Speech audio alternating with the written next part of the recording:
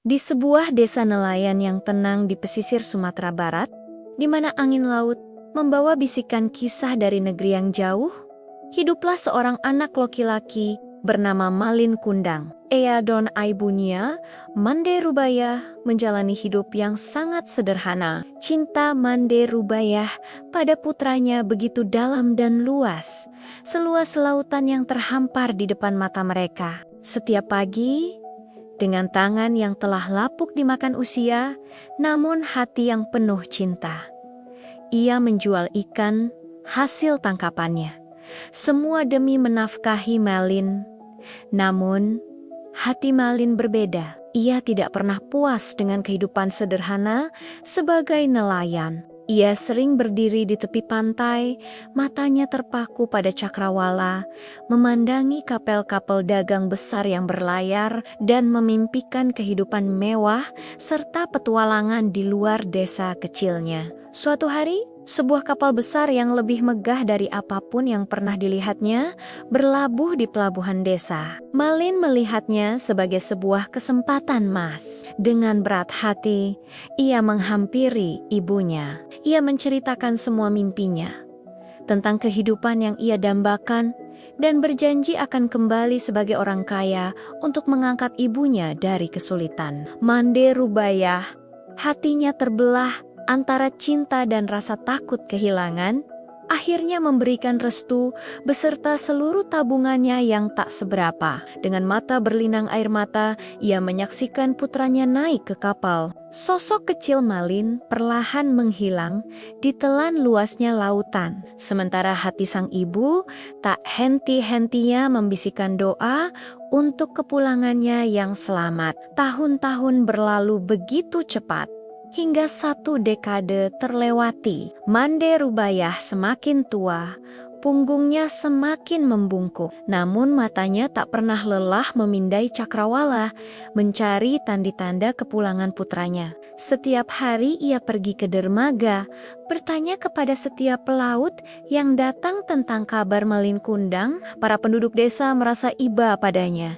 Beberapa bahkan mencemooh keyakinannya yang tak tergoyahkan. Tetapi ia tidak pernah kehilangan harapan. Cintanya bagaikan sebuah mercusuar, terus menyala terang di tengah badai waktu yang paling gelap sekalipun. Sementara itu, nasib Malin Kundang telah berubah drastis. Berkat kerja keras dan sedikit keberuntungan, ia berhasil mengubah nasibnya dari seorang anak buah kapal rendahan menjadi seorang saudagar yang kaya raya. Ia menikahi putri seorang bangsawan, seorang wanita cantik dengan kekayaan yang luar biasa. Malin kini memiliki armada kapal sendiri dan tinggal di sebuah istana megah, dikelilingi oleh kemewahan yang dulu hanya ada dalam angannya. Ia telah mencapai semua yang ia inginkan.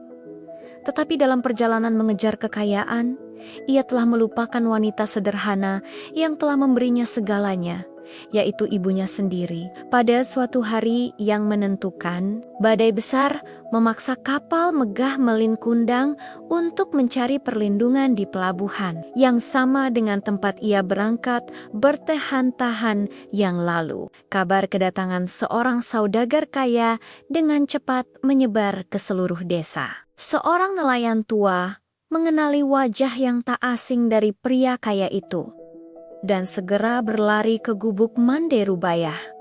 Mande, Mande, Malin telah kembali. Dia sekarang menjadi orang kaya. Hati Mande Rubayah melambung tinggi. Dengan kekuatan baru yang entah datang dari mana, ia berlari ke dermaga secepat yang kakinya mampu. Sambil membawa bungkusan kecil berisi kue kesukaan putranya yang selalu ia siapkan untuk berjaga-jaga jika Malin pulang. Di sana ia melihatnya berdiri gagah di geladak kapalnya yang megah, berbalut sutra dan emas dengan istrinya yang cantik di sisinya. "Malin, putraku, kamu sudah pulang," teriaknya.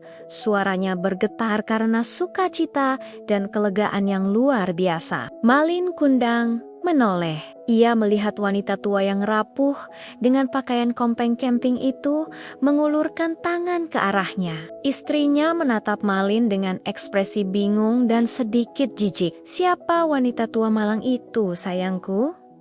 Apa dia mengenalmu?" tanya sang istri. Rasa malu seketika menyelimuti Malin.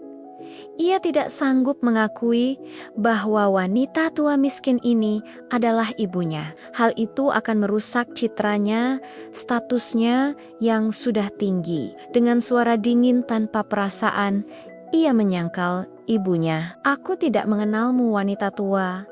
Ibuku sudah lama meninggal. Pergi dari sini." Ia bahkan memerintahkan pengawalnya untuk mendorong Mande Rubayah menjauh. Dunia Mande Rubayah seakan runtuh seketika. Bungkusan kue itu jatuh dari tangannya yang gemetar, berserakan di tanah. Ia jatuh berlutut.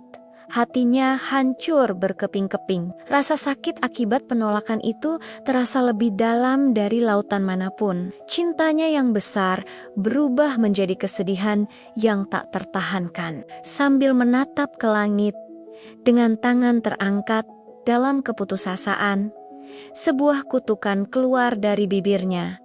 Lahir dari patah hati seorang ibu yang paling dalam. "Ya Tuhan, jika dia benar-benar putraku, ubahlah dia menjadi batu karena kekecamannya." Begitu kata-kata itu menggema di teluk, langit yang tadinya cerah tiba-tiba menjadi gelap gulita. Guntur menggelegar dan kilat menyambar-nyambar di angkasa. Badai dahsyat seketika menerjang pelabuhan, seolah menargetkan kapal Malin Kundang. Ombak yang tadinya tenang berubah menjadi ganas, menghantam kapal dengan keras. Malin dan seluruh awak kapalnya terlempar ke dalam kekacauan. Di saat-saat terakhirnya, ketika kapal itu hancur berkeping-keping, Malin Kundang akhirnya merasakan penyesalan yang mendalam. "Ibu, maafkan aku, maafkan aku," teriaknya. Tetapi semuanya sudah terlambat. Amukan badai tak juga mereda. Ketika matahari terbit keesokan paginya, badai telah berlalu. Kapal megah itu telah lenyap, hanya menyisakan puing-puingnya yang berserakan di laut. Dan di sana, di tepi pantai, di tempat ibunya pernah melepas kepergiannya, berdiri sebuah batu besar.